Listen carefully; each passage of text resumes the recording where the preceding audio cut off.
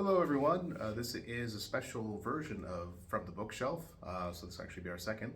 And if anything, this is kind of a co-production with Rosemary Richings, who is an author herself, as well as a disabled person. And for those who are watching from the Voices in Action Network, she's a fellow board member, and she's also my wife. Yep. Yep. So we had some bad news about someone in the disability community on Friday. Alice Wong passed away.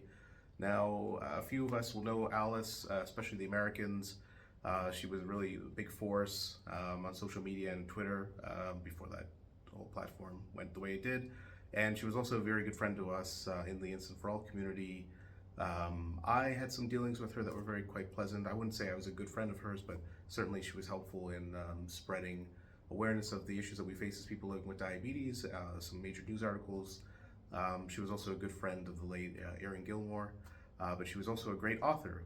So Rosie has some of the books that she read. She's going to give you an overview and why you should buy them. Yeah, I'm going to start by sharing a personal story of how she was quite helpful to me as an author overall.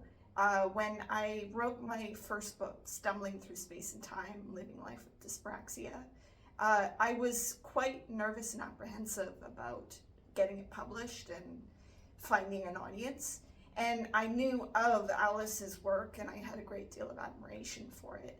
And much to my surprise, I didn't expect her to reply, but she gave me some great advice back then that really put me on the right track to feel less nervous about putting my story and my voice out there as a disabled person. You're Vanna White. Yeah, I'll share with you her two books here. Disability and Visibility, which is the one I have in my hand here, and Disability Intimacy. So what these are is a collection of essays from across the disability community, and not just in terms of one specific perspective, but it looks at like all the different layers. It looks at class, it looks at race, it looks at education level, and it acknowledges that sometimes within the broader issue of disability advocacy, there can be a layer of privilege versus lack of. And so Disability Visibility was the first one I ever read. It goes over what it really truly means to live as a disabled person and inhabit a disability culture. And this one here, Disability Intimacy, is about relationships. So not just relationships in terms of romantic relationships, although there are some essays on that in there, but everything from carers to friends to our educators, and what that really truly means to find that sense of love and acceptance within that landscape of being a disabled person.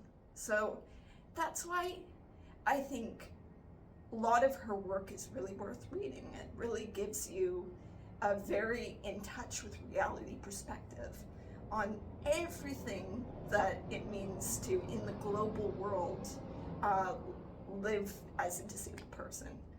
I haven't read her other book, Year of the Tiger, which is her memoir yet, but is definitely on my wish list at this point.